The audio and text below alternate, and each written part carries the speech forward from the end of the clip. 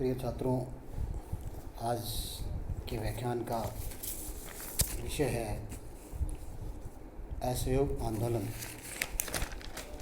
असहयोग आंदोलन गांधी जी के नेतृत्व में प्रारंभ किया गया।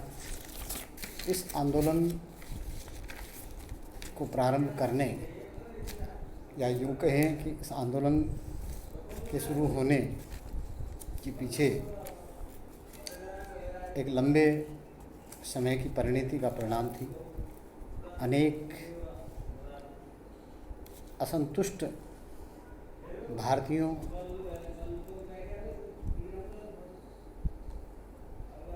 की चिंता, जिसके कारण कि वह असंतुष्ट हुए थे ब्रिटिश सरकार की नीतियों के खिलाफ। ऐसी परिस्थिति उत्पन्न हो गई थी जिनके कारण ये आंदोलन का उदय होना स्वाभाविक था, क्योंकि ब्रिटिश सरकार की नीतियां निरंतर असंतुष्टपूर्ण, प्रारंभ से ही स्वार्थपूर्ण थी, कूटनीतिक थी, भारतीयों में फूट डाल लो राज करो की नीति के अनुरूप थी। तो स्वाभाविक रूप से भारतीयों का असंतुष्ट होना जायज़ था। यद्यपि इससे पूर्व भी 1857 की क्रांति हुई, कई जन आंदोलन के रूप हुए, लेकिन व्यापक आंदोलन यदि हुआ तो ये असहयोग आंदोलन को हम कह सकते हैं। इस आंदोलन के समय में गांधी जी का भारतीय राजनीति में पदार्पण हो चुका था और गांधी जी के नेतृत्व में ही इस आंदोलन को व्यापकता मिली। यदि इस आंदोलन का जो उदय हुआ था, यदि इसी अनुरूप में ये आंदोलन चलता रहता और अचानक गांधी जी के द्वारा इस आंदोलन को यदि रोका नहीं जाता, आगे की जो घटना हुई उसकी विवेचना अगले उसमें की जाएगी।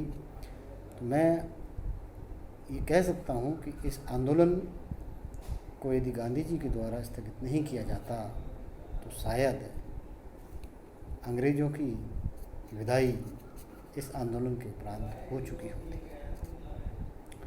इस आंदोलन का प्रारंभ गांधी जी के नेतृत्व में 1920 में हुआ। यह एक प्रकार से प्रथम अखिल भारतीय जन आंदोलन था।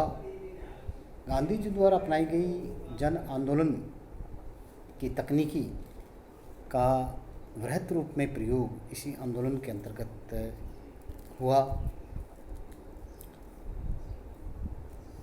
इस आंदोलन से तात्पर्य जन आंदोलन के द्वारा ब्रिटिश सरकार के साथ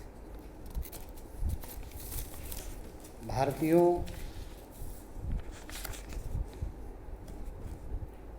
के द्वारा एक तरह से असहयोग करना था, ताकि सरकार को ये लगे और उसको महसूस हो कि उसके द्वारा भारतीयों के साथ अन्यायपूर्ण, दमनपूर्ण और अत्याचारपूर्ण नीतियाँ अपनाई जा रही हैं और व्यवहार किया जा रहा है। गांधी जी द्वारा अपनाई गई तकनीकों के अंतर्गत अहिंसा, हड़ताल, शांतिपूर्ण विरोध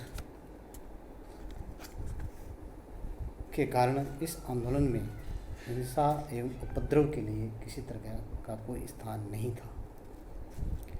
इस आंदोलन के शुरू होने के लिए मैंने जैसे कहा, एक कारण और एक दिन का ये परिणाम नहीं रहती। इसके लिए लंबे समय का परिणाम और अनेक कारण इसके लिए उत्तरदायी थे। यदि बिंदुवार हम इसकी विवेचना करें तो सबसे पहले हम बताएंगे कि स्वशासन के प्रति जो भारतीयों के मन में एक लालसा थी और एक उम्मीद थी कि ब्रिटिश सरकार युद्ध के उपरांत अन्य देशों की तरह भारत में भी जैसा कि मित्र राष्ट्रों के द्वारा भी ये कहा गया कि युद्ध के पश्चात लोकतंत्र की स्थापना होगी, स्वशासन प्रदान किया जाएगा। तो एक तरह से भारतीयों को ये उम्मीद थी कि भारतीयों के साथ भी इस तरह का एक कदम होगा और भारतीयों के मन में एक आशा की संचार इस युद्ध से पूर्व था। इसी आशा के अनुरूप भारतीयों ने इस युद्ध में जमकर ब्रिटिश सरकार का साथ दिया। गांधी जी ने तो यहाँ तक कि युवाओं को इस आंदोलन के दौरान सेना में भर्ती होने के लिए प्रोत्साहित किया, लेकिन युद्ध के उपरांत ब्रिटिश सरकार की कूटनीतिक चाल जो कि स्वार्थपूर्ण थी का पता चल गया और भारतीयों की उम्मीदों पर पानी फिर गया।